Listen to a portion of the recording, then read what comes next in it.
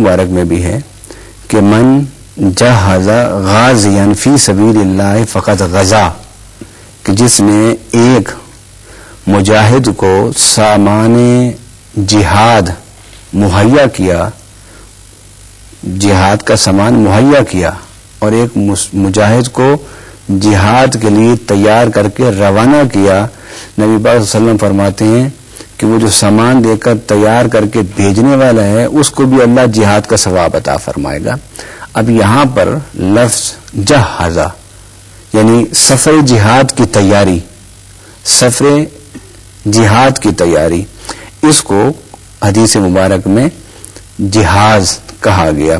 بے اعتبار لغوی معنی کے لفظ جیم ہی زال یہ جہاز کی شکل میں، جہازہ کی شکل میں قرآن و سنت میں موجود ہے، مگر ہم جس معنی میں جہیز کو استعمال کرتے ہیں اس کا ذکر نہ قرآن میں ہے نہ سنت میں ہے۔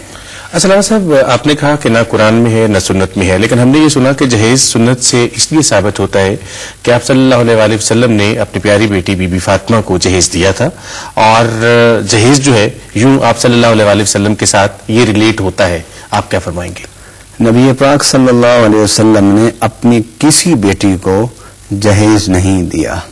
اچھا، یہ بڑی واضح بات ہے۔ ہمارے ہاں یہ ڈسکشن چلتی ہیں کہ جہیز سنت ہے یا نہیں۔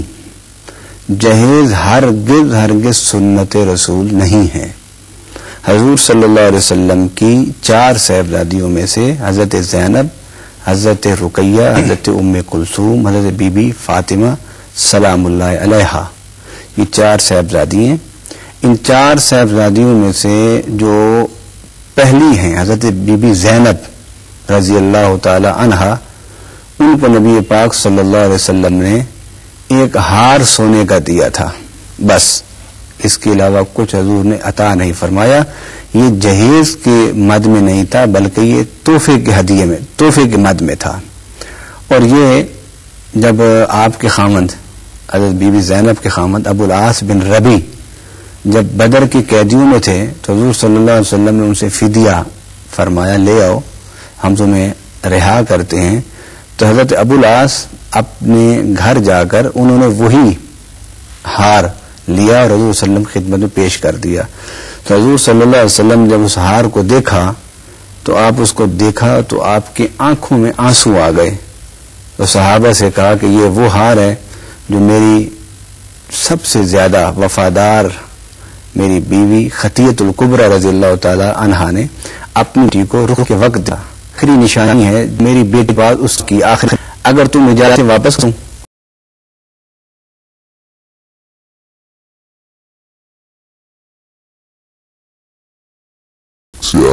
پہلی صاحبزادی کو ایک سونے کا ہار جو ان کی والدہ محترمہ نے انہیں رخصتی کے وقت دیا تھا۔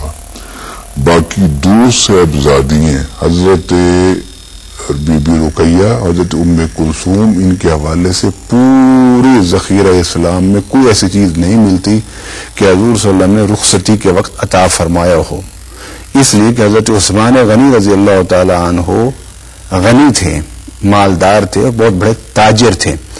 رہی بات حضرت علی کرم اللہ تعالی وجہ الکریم سے جب حضرت بی بی فاطمہ سلام اللہ علیہا کا نکاح ہوا تو اس وقت حضور صلی اللہ علیہ وسلم نے چند چیزیں انہیں عطا فرمائی تھیں، اور وہ چند چیزوں کی اگر آپ بیک گراؤنڈ میں جائیں تو اس بیک گراؤنڈ کو دیکھنے اور سمجھنے کے بعد ہم ان چند چیزوں کو جہیز نہیں کہہ سکتے۔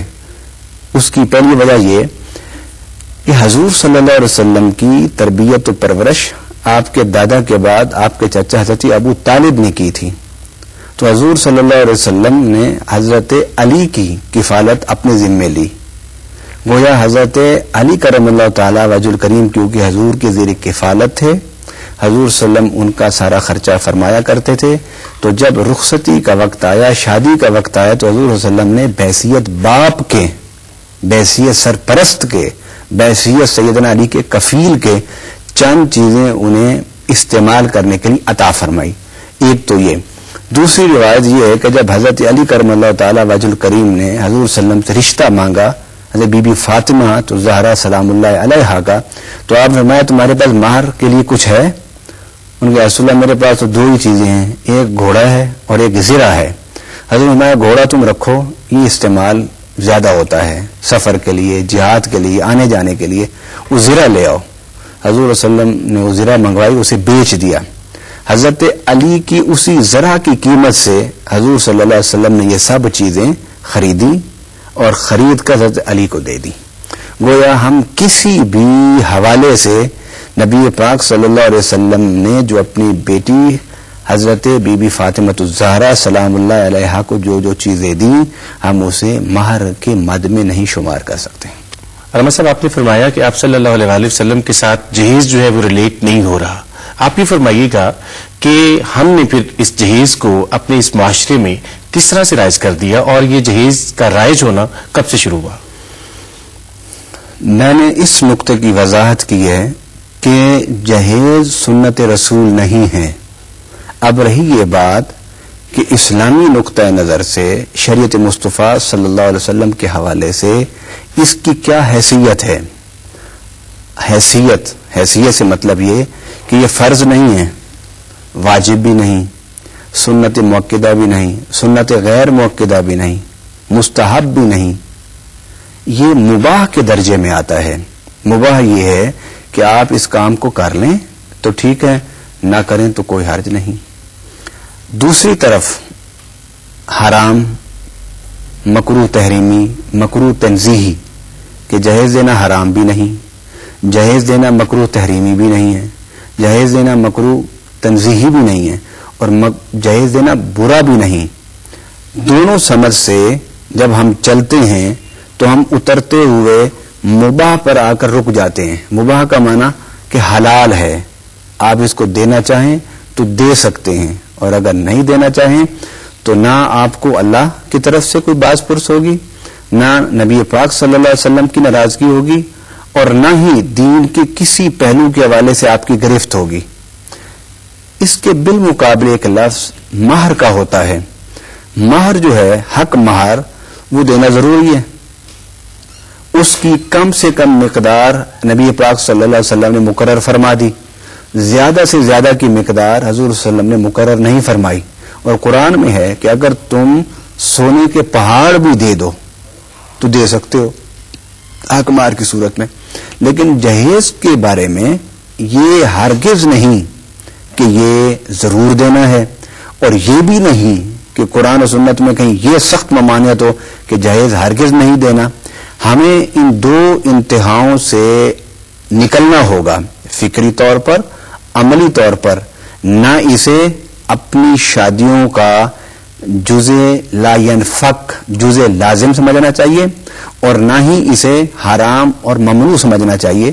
اگر ماں باپ اپنی بیٹی کو رخصتی کے وقت کچھ دینے کی طاقت رکھتے ہیں، اس میں شرط یہ ہے کہ دلہا والوں کی طرف سے مطالبہ نہیں ہونا چاہیے، دلہا والوں کی طرف سے ڈیمانڈ نہیں ہونی چاہیے، اور دلہا والوں کی طرف سے فہرست نہیں آنی چاہیے۔ ماں باپ اپنی مرضی سے تھوڑا یا زیادہ جو ضرورت محسوس کریں، اگر وہ ساتھ بچی کے رخصت کر دیں اور دے دیں تو اس میں شریعت کوئی رکاوٹ نہیں پیدا کرتی۔ مثلا بڑی خوبصورت آپ نے بات کی کہ ماں باپ اپنی حیثیت کے مطابق اپنی بیٹی کو جو کچھ دے دیں وہ کافی ہے، اس کے لیے کسی لسٹ کی ضرورت نہیں ہے، نہ کوئی ڈیمانڈ آنی چاہیے۔ لیکن کیا کریں، ہمارے اس معاشرے میں ڈیمانڈز بھی چل رہی ہیں، لسٹیں بھی آ رہی ہیں، اور بہت ساری بچیاں اسی لیے اپنے گھر میں بیٹھی رہتی ہیں کہ ان کے والدین کے پاس جہیز نہیں ہوتا۔ ہم اس پہ ضرور بات کریں گے، لیکن ہمیں جانا ہے ایک چھوٹے سے وقفے پر۔ آپ ہمارا ساتھ دیجیے گا۔ آج ہم اسلامی نقطہ نظر سے جہیز کی بات کر رہے ہیں۔ چھوٹا سا وقفہ، آپ سے ہماری ابھی ملاقات ہوتی ہے۔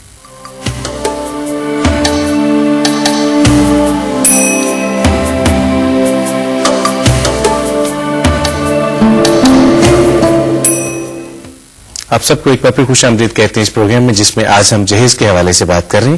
علامہ صاحب، جب ہم اس معاشرے کو دیکھتے ہیں جس میں میں اور آپ رہتے ہیں، بہت سارے لوگ ہیں جو رشتہ ہی صرف اس لیے کسی جگہ پر کرتے ہیں، دولہا والے، کہ یہاں سے بہت سارا جہیز آئے گا، یا ان کے ذہن میں یہ ہوتا ہے کہ یہاں پہ ہمیں یہ جو لسٹ ہم نے دینی ہے یہ پوری کی پوری ہمیں واپس آئے گی، یا جتنا